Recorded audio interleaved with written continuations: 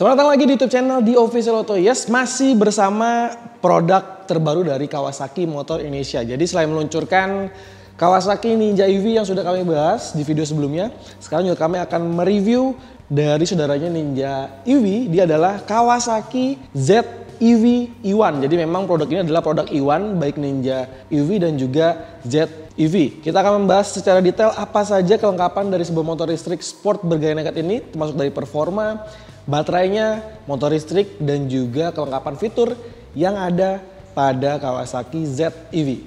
Check this out.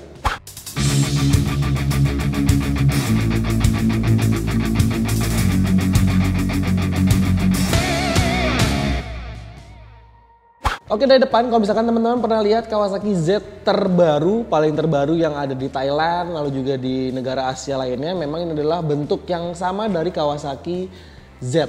Jadi dari bagian lampu ini dibuat mirip dengan tampang yang dinamis, lalu juga terlihat sangat sporty, dan dia sudah memakai lampu penerangan LED di depan sini. Jadi ada dua headlamp, ada dua penerangan baik di sebelah kiri dan sebelah kanan, sementara di bagian lampu bawahnya untuk penerangan lampu jauh. Nah, penerangan sudah pakai full LED sama dengan Ninja EV, di mana sudah pakai LED depan, lampu sen depan belakang sudah LED, termasuk dengan stop lamp di bagian belakangnya. Dan di atasnya sudah terpasang windscreen yang mungil, dia berbentuk dark smoke, lalu di sini ada tatakan plat nomor. Sekarang turun ke bawah, dia pakai rancang kaki di depan suspensi berjenis teleskopik yang sama dimensinya atau diameternya dengan Kawasaki Ninja EV. Dia pakai ukuran yang cukup besar, 41 mm. Nah, kemudian suspensi tadi diperpadankan dengan lingkar roda 17 inci berbalut ban 100/80 yang sebenarnya sama juga dengan Kawasaki Ninja EV, dengan penggunaan spakbor yang juga memang terlihat sama nih dengan Kawasaki Ninja EV. Desainnya cukup dinamis, sporty, banyak lekukan tarikan garis tegas, termasuk dengan lubang di bagian sebelah kiri dan kanannya. Nah, berbeda dengan varian Z250 cc yang ada di Indonesia maupun Ninja bermesin bakar, di bagian sini memang sudah nggak ada lagi komponen radiator. Jadi di sini hanya terlihat bagian rangka dan juga slot penyimpanan dari baterainya. Nah, ini ada desain velgnya, berbeda dengan Ninja FI yang sekarang. Jadi dia masih pakai model yang terdahulu seperti di Ninja FI generasi pertama. Lalu di pengereman dia pakai cakram tunggal dengan diameter cakram di 290 mm dengan dua piston yang sudah menggunakan fitur pengereman anti brake system baik di roda depan dan juga di roda belakang. Sementara di belakang pakai ukuran 220 mm dengan cakram tunggal juga, namun kalipernya hanya berjumlah satu piston aja. Sekarang kita akan lihat bagian samping dari Kawasaki ZEV E1. Yuk.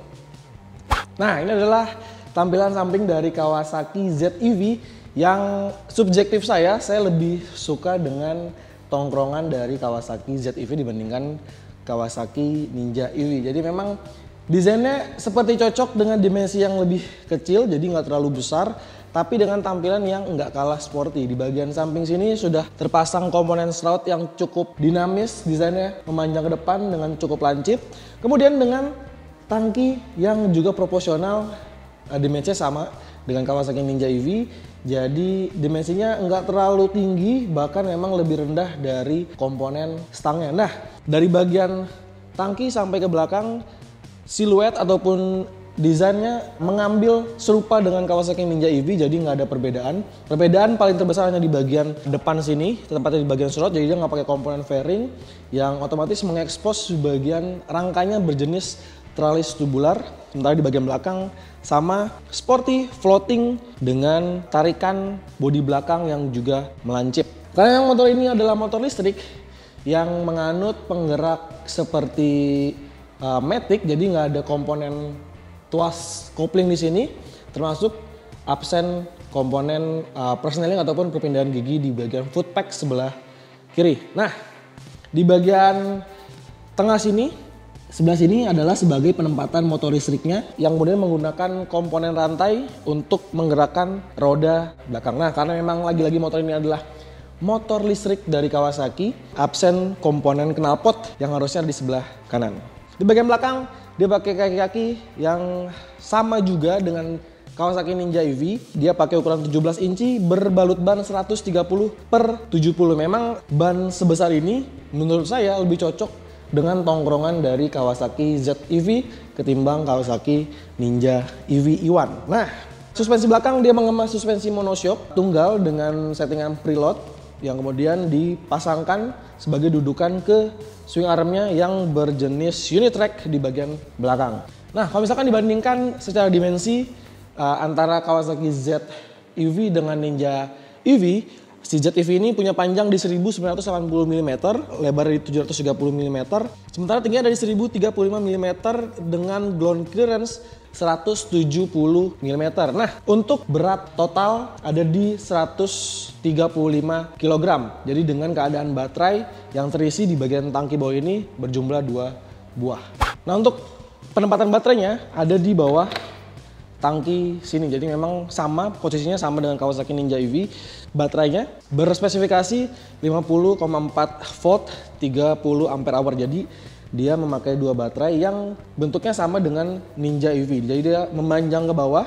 Output dari tenaga yang terus ini sama dengan Kawasaki Ninja EV, di mana dia punya tenaga 5 kW atau sekitar 6,7 HP pada putaran 2080 rpm dan bisa di-adjust, bisa max power sampai full di 11,8 horsepower, dan torsinya ini yang cukup menarik, dia ada di 40,5 Nm dari putaran yang sangat rendah 1600 rpm. Ini adalah penampakan ketika saya duduk di atas Kawasaki ZEV. Jadi memang sebenarnya karakteristiknya sama dengan Kawasaki Ninja EV yang cukup ideal untuk tinggi orang rata-rata Asia ya, sekitar 165 sampai 170 cm. Karena kenapa? Memang kaki bisa menapak dengan sangat sempurna di tanah. Lalu juga, nah untuk khusus versi Z ini jauh lebih rileks dibandingkan Kawasaki Ninja EV. Karena Ninja EV sudah rileks karena dia bergaya sport touring. Nah, untuk ZEV ini jauh lebih santai rasa berkendaranya karena dia menggunakan stang fat bar yang memang sedikit rendah, tapi ini masih dalam batas yang sangat wajar. Kemudian juga posisi footpegsnya dibuat sejajar dengan bokong yang lagi-lagi untuk segitiga berkendaranya juga cukup ideal ketika dijadikan sebagai kendaraan komuter. Langsung ke fitur, jadi memang motornya belum dilengkapi dengan keyless tapi sudah immobilizer. Dan fitur kuncinya adalah dia menggunakan panel meter TFT, bentang layarnya di 4,3 inci, jadi memang kemampuan atau fiturnya sama dengan Ninja EV.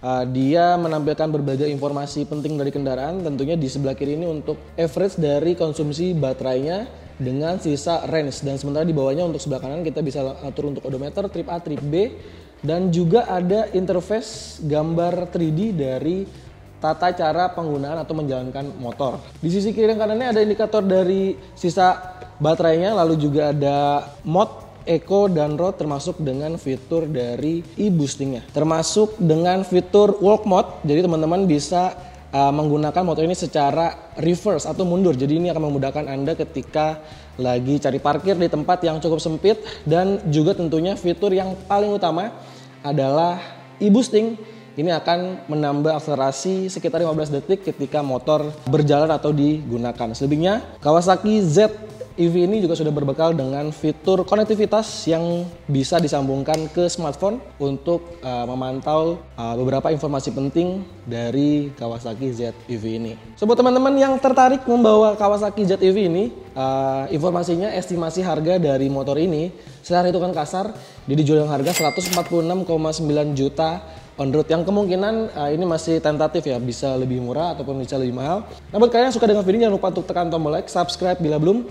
Sampaikan juga pendapat kalian soal Kawasaki ZEV di kolom komentar, dan jangan lupa untuk main-main ke website kami di www.auto.com, carvaganza.com, dan juga zickwheels.id. Sampai jumpa di video berikutnya. Ciao.